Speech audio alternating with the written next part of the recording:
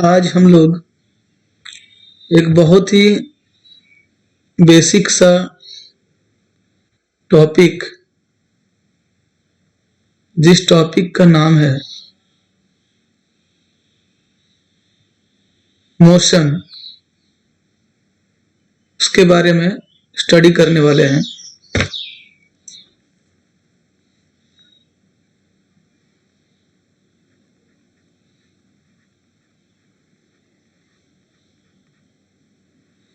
Motion को हिंदी में कहा जाता है गति। तो चलिए अब हम लोग देखते हैं कि गति या मोशन क्या होता है। तो मोशन जो है, इसको हम लोग डिफाइन करते हैं the change in position of an object. यानी कि जब कोई ऑब्जेक्ट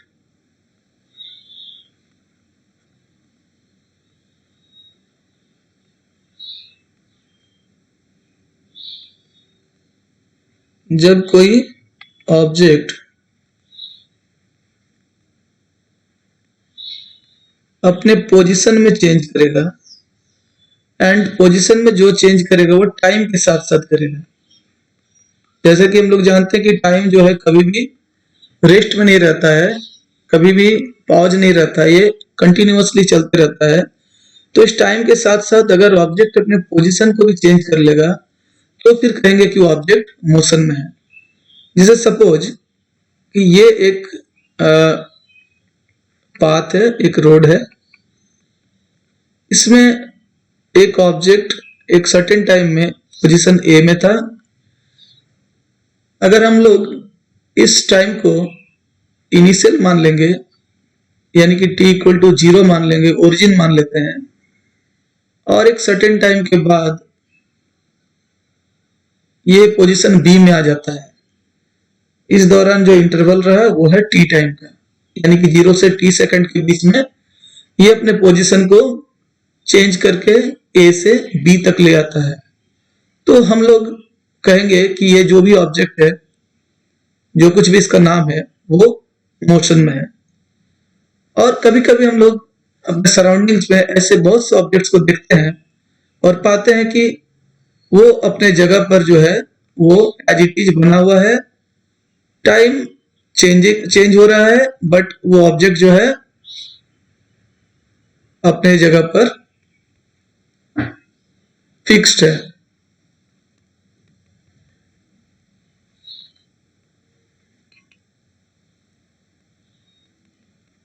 जैसे ट्रीज, स्कूल्स, बिल्डिंग्स, ये सभी क्या करते हैं, टाइम के साथ साथ अपने पोजीशन में चेंजेस नहीं करते हैं, एक फिक्स पोजीशन में रहते हैं। तो ऐसे ऑब्जेक्ट को कहेंगे हम लोग कि ये ऑब्जेक्ट जो है ये रेस्ट में है। और ये जो यहाँ पर जो ऑब्जेक्ट है इसको क्या कहेंगे कि ऑब्जेक्ट मोशन में है। यानी कि motion means work change in position with time, और अगर टाइम के साथ साथ पोजीशन नहीं चेंज होगा तो कहेंगे कि ऑब्जेक्ट रेस्ट में है। तो चलिए अब हम लोग जानते हैं कि ये जो मोशन है, इस मोशन के कितने टाइप्स होते हैं और ये टाइप्स कौन कौन से हैं। Classification of motion.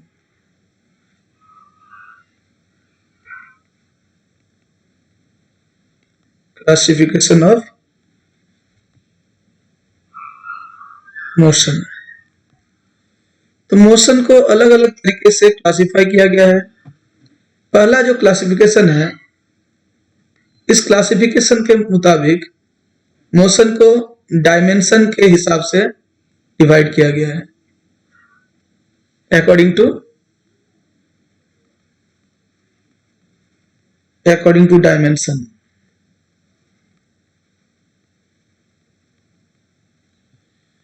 इसके अनुसार मोशन को डिवाइड किया गया, motion in one dimension,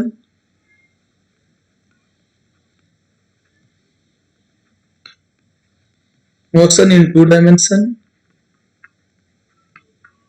and motion in 3 dimension।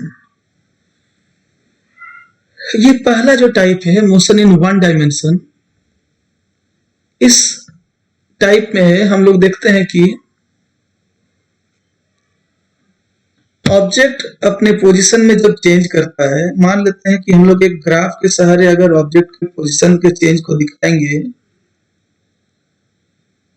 एक 3 डायमेंशन यानी कि 3 एक्सिस ड्रॉ कर लेते हैं इसमें, जो कि आपस में एक दूसरे का परपेंडिकुलर हो, एक्स एंड वाई एक्सिस आपस में परपेंडिकुलर और उसी के परपेंडिकुलर है जेड एक्सिस और ओरिजिन है वो।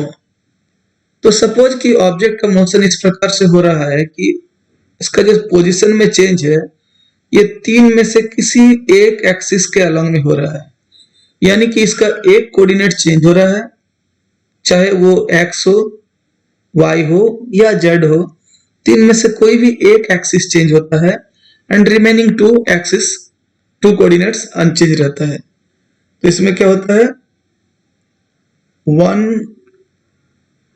ऑफ द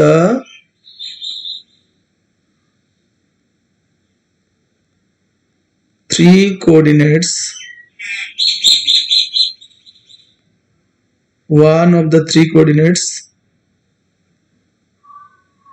वैरी करता है एंड रिमेनिंग 2 क्या होगा, वो अनचेंज रहेगा। ठीक उसी प्रकार से मोशन इन 2 डायमेंशन में क्या होगा, 2 of the 3 coordinates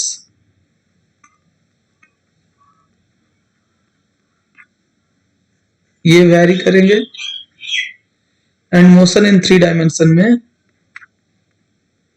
all the 3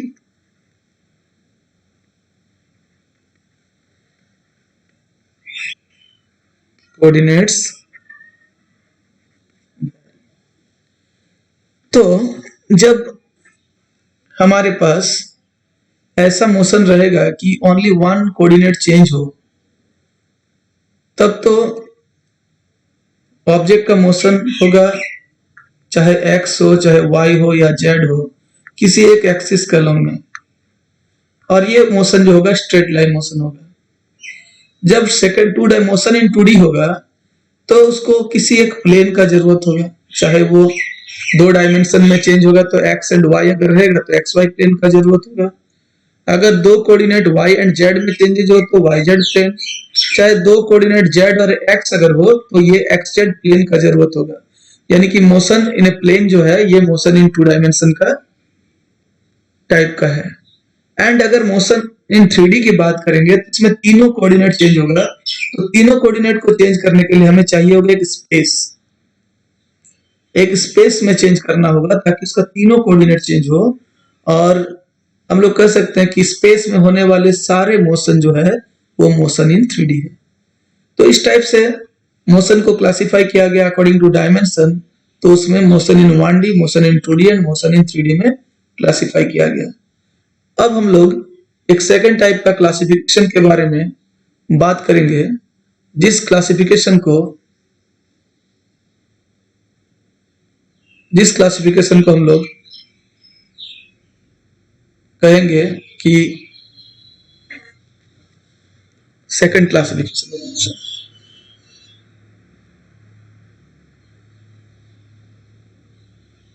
second type का क्लासिफिकेशन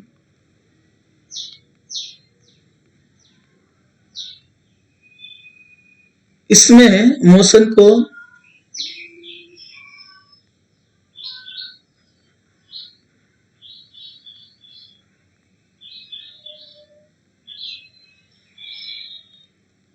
कहा जाता है कि ये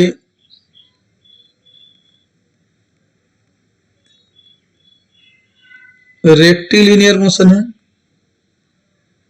यानी कि सीधी रेखा में गति, और लीनियर मोशन है, रैखिक गति, और इसी को कहते हैं हम लोग ट्रांसलेटरी मोशन भी कह सकते हैं, ट्रांसलेटरी मोशन। और इन सभी मोशन को एक सिंगल वर्ड में हम लोग कह सकते हैं कि motion in a straight line.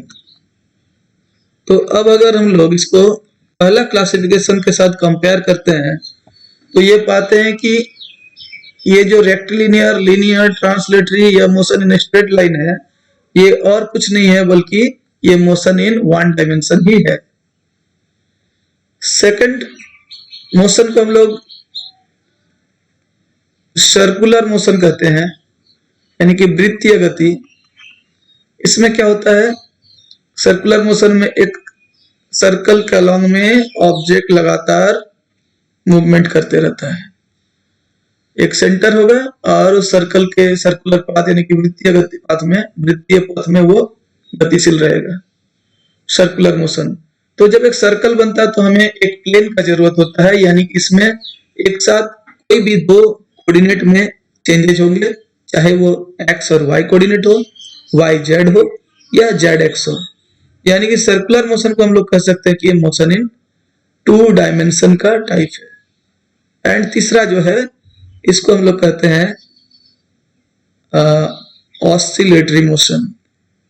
Oscillatory motion यानी कि दोलन गति, या वाइब्रेटरी मोशन यानी कि कंपन गति।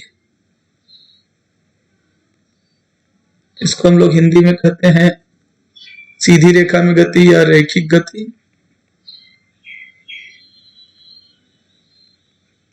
रैखिक गति ये हुआ हमारा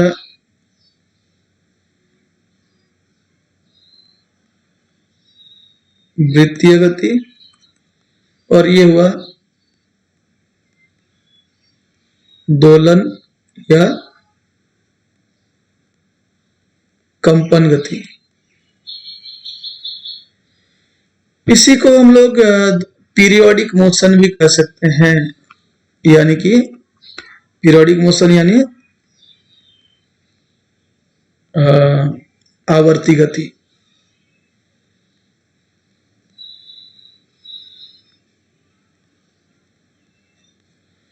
इसमें क्या होता है, जैसे कि मान लेते हैं एक ऑब्जेक्ट है, कोई एक ऑब्जेक्ट, जैसे कि एक पत्थर को मान लेते हैं। पत्थर को एक रस्सी के सहारे बांधकर हम लोग, रस्सी के सहारे बांधकर एक पोजीशन ए पे रख दिया गया है।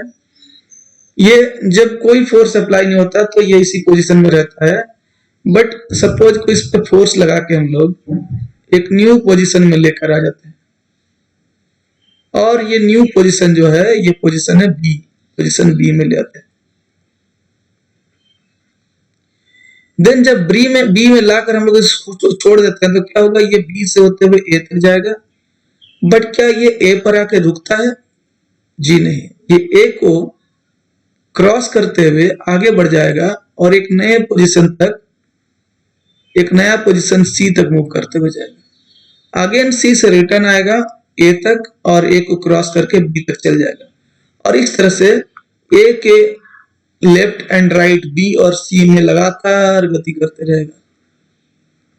इस तरह का जो गति है इसको कहते हैं हम लोग ऑसिलेटरी मोशन, यानी कि दोलन गति। हम लोग देखें झूले को भी इसी तरह का गति करता है।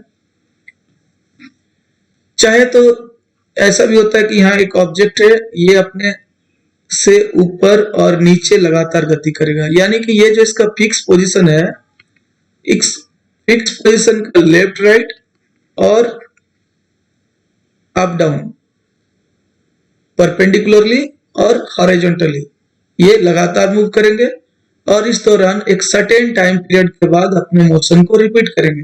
जैसे इस केस में देख रहे हैं कि बी से एक कुछ समय, फिक्स समय के बाद ए में रिटर्न आता है, फिर सी में जाएगा, एक फिक्स समय के बाद ए पर आएगा, और लगातार ये एक सर्टेन टाइम के बाद ए के जो पोजीशन है इसको रिपीट करते रहेगा। इस तरह का रिपीटिव मोशन को हम लोग कहते हैं ऑसिलेटरी मोशन और वाइब्रेटरी मोशन और पीरियोडिक मोशन। तो ये थे मोशन के डिफरेंट टाइप्स, और भी अलग अलग क्लासिफिकेशन इसका हो सकता है, जिसके बारे में हम लोग आगे देखेंगे और इसके बारे में आगे भी जानेंगे। अब हम लोग मोशन का जब भी स्टडी करते हैं तो हमें कंपेयर करना पड़ता है। कंपेयर कैसे करना पड़ता है और क्यों करना पड़ता है, चलिए हम लोग एक एग्जांपल लेते हैं। मान लेते हैं कि ये हमारा एक स्ट्रेट रोड है। क्या है? एक स्ट्रेट रोड हुआ, और इस रोड पर यहां पर एक बस है। क्या है? बस है। बस के अंदर में यहां पर एक पैसेंजर है ए, दूसरा पैसेंजर है बी, और रोड में खड़ा हुआ यहां पर एक पैसेंजर है, एक आदमी है सी। मान लेते हैं ये जो बस है ये सी के तरफ बढ़ते हुए जा रहा है। ठीक है, तो एक स्ट्रेट रोड हुआ, रोड पर एक बस चल रही है, बस के अंदर दो पैसेंजर्स है ए और बी, और उसके बाहर एक पर्सन है सी। अब इस चलती हुई बस को जब सी ऑब्जर्व करता है तो पाता है कि बस जो है मोशन में होगा, उसके अंदर बैठा हुआ पैसेंजर ए और बी भी मोशन में होगा, लेकिन एक आदमी है वो कॉल करता है, और कॉल करके जब सी से पूछता है कि ए और बी रेस्ट में है या मोशन में, तो सी कहता है कि ए और बी दोनों मोशन में है। अब वो आदमी सी सही कह रहा है या गलत कह रहा है, इसको वेरीफाई करने के लिए ए को फोन लगाता है, और जब ए को फोन लगाता है तो ए का कहना है कि बी रेस्ट में है। फिर बी को कॉल करता है तो बी कहता है कि ए रेस्ट में है और सी मोशन में है, जबकि सी कह रहता है कि हम खुद तो रेस्ट में है लेकिन ए और बी मोशन में है। अब जो कॉलर है उसको होता है यहां पर कंफ्यूजन। क्या होता है? कंफ्यूजन होता है। ये कंफ्यूजन क्या है कि ए, बी और सी ये तीनों रेस्ट में है या मोशन में है, क्योंकि जो कॉलर कॉल किया तो ये तीनों ने ही अलग अलग आंसर दिए। अब सोचने वाली बात है कि इनमें से कौन सही है और कौन गलत है, और अगर ऐसा है तो क्यों है, एक पर्सन क्यों सही है या कोई पर्सन क्यों गलत क्यों है। तो इसका आंसर यह है कि जब यह बस चल रही है तो बस के अंदर मौजूद व्यक्ति एक दूसरे को ऑब्जर्व करता है तो पाता है कि दोनों रेस्ट में है। चाहे ए देखता है तो बी रेस्ट में, और बी देखता है तो ए को भी रेस्ट में पाता है। लेकिन बाहर खड़ा व्यक्ति सी जो है उसको ये मोशन में पाता है। वहीं सी जब देखता है तो खुद को रेस्ट में पाता है और ए और बी को मोशन में पाता है। यानी कि यहां पर तीनों सही है, ऑल आर करेक्ट। सिर्फ यहां पर डिफरेंस क्या है? ऑब्जर्वेशन पॉइंट का डिफरेंस है। क्या डिफरेंस है? ऑब्जर्वेशन पॉइंट का। ऑब्जर्वेशन पॉइंट जब सी है तो पाता है कि A and B are in motion and C is at rest. जब ऑब्जर्वेशन पॉइंट ए होता है तो A and B are at rest, C in motion, और सेम ऑब्जर्वेशन रहता है बी के केस में भी।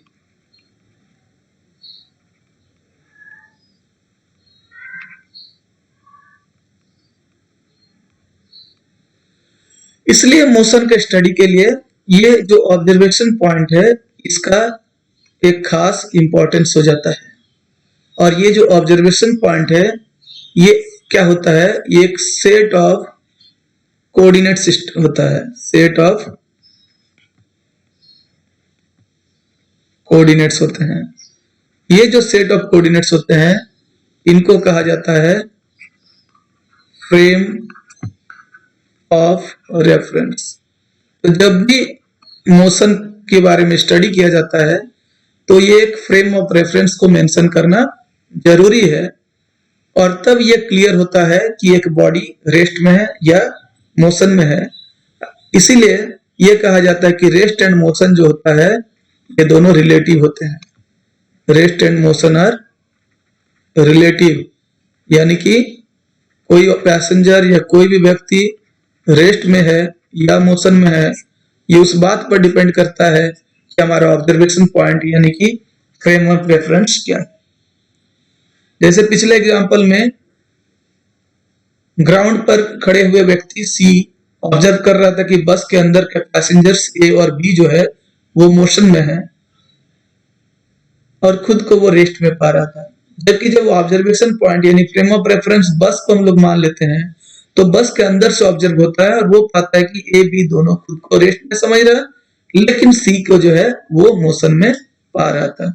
इसलिए कहा जाता है कि rest and motion both are relative terms. तो चलिए अब हम लोग चलते हैं इस रेफरेंस फ्रेम के बारे में थोड़ा स्टडी करते हैं। क्या है reference frame? Frame of reference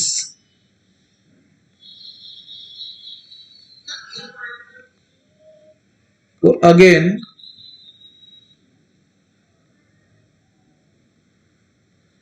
दो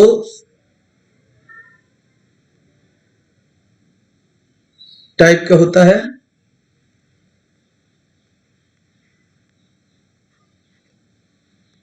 पहला टाइप जो है उसको हम लोग कहते हैं इनर्शियल फ्रेम ऑफ रेफरेंस। क्या कहेंगे?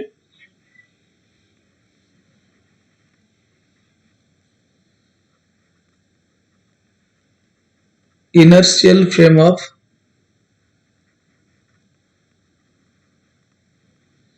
रेफरेंस। एंड सेकंड टाइम जो है इसको कहते हैं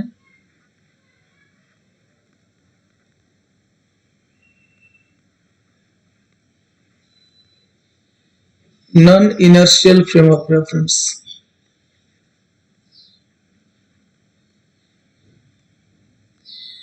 इनर्शियल फ्रेम ऑफ रेफरेंस क्या है? इनर्शियल फ्रेम ऑफ रेफरेंस यानी कि एक ऐसा फ्रेम ऑफ रेफरेंस जिसका या तो रेस्ट में हो और यूनिफॉर्म मोशन में हो। यूनिफॉर्म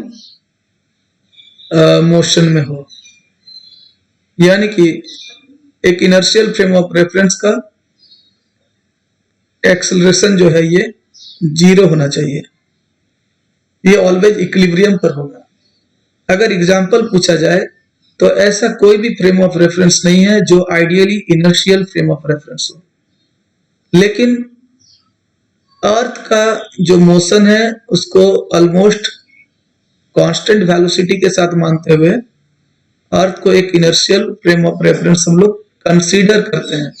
बट अगर उसको आइडियली समझा जाए तो अर्थ itself is not an inertial frame of reference. Okay, non inertial frame of reference क्या होगा? Non inertial frame of reference वैसा फ्रेम ऑफ रेफरेंस होगा जिसमें एक्सेलरेशन का वैल्यू जीरो नहीं हो, यानी कि ऑब्जेक्ट का जो मोशन है उसका जो वेलोसिटी है वो ऑलवेज चेंजिंग रहेगा। ये है non inertial frame of reference. जब हम लोग मोशन के बारे में स्टडी करते हैं तो ये इनर्शियल फ्रेम ऑफ रेफरेंस और non inertial frame of reference important रहता है। इनर्शियल फ्रेम ऑफ रेफरेंस में न्यूटन का जो पहला रूल है, फर्स्ट लॉ, वो एप्लीकेबल है, जबकि नॉन इनर्शियल में एप्लीकेबल नहीं है। हालांकि एप्लीकेबल होता है बट इसमें क्या होता है, थोड़ा सा न्यूटन्स लॉ को, सेकेंड लॉ को जब हम लोग अप्लाई करते हैं तो इसमें थोड़ा मॉडिफाई करते हैं।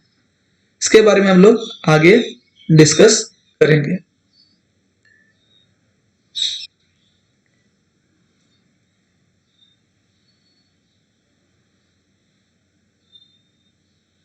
अगेन जब मोशन को हम लोग स्टडी करते हैं तो मोशन को दो पार्ट में स्टडी करते हैं।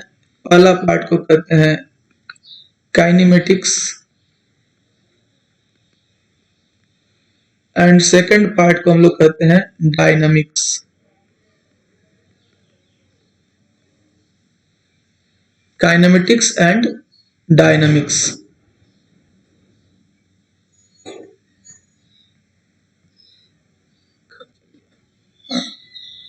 काइनेमेटिक्स को स्टैटिक्स भी कहा जा सकता है।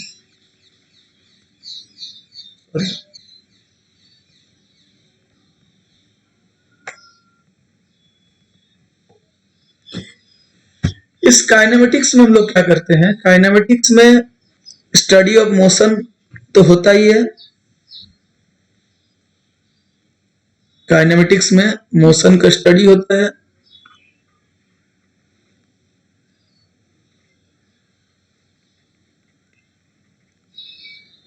विदाउट इट्स कॉज, यानी कि किस वजह से मोशन हो रहा है इसके बारे में कोई चर्चा नहीं होती है। वही डायनेमिक्स में क्या करते हैं हम लोग, मोशन का स्टडी जब करते हैं तो इसमें मोशन किस लिए हो रहा है, कितना फोर्स अप्लाई हो रहा है एंड वगैरह वगैरह, इन सब कारणों के साथ स्टडी करते हैं। तो आज के इस लेसन में हम लोगों ने जाना कि मोशन क्या होता है, मोशन का डेफिनेशन को जाना, मोशन के डिफरेंट टाइप्स के बारे में जाना एंड मोशन को स्टडी करने के लिए जो फ्रेम ऑफ रेफरेंस होता है इसके बारे में जाना, और इस फ्रेम ऑफ रेफरेंस के दोनों type, inertial and non inertial frame of reference के बारे में भी जाना। तो अगर आप लोगों को आज का ये वीडियो अच्छा लगा तो प्लीज वीडियो को लाइक कीजिएगा, और अगर ये वीडियो आप पहली बार देख रहे हैं, इस चैनल पर पहली बार आए हैं या अब तक चैनल को सब्सक्राइब नहीं किए हैं तो प्लीज चैनल को सब्सक्राइब कीजिए और इस वीडियो को अपने दोस्तों में शेयर कीजिए ताकि अधिक से अधिक लोगों तक हमारे इस वीडियो से फायदा हो। Thank you so much.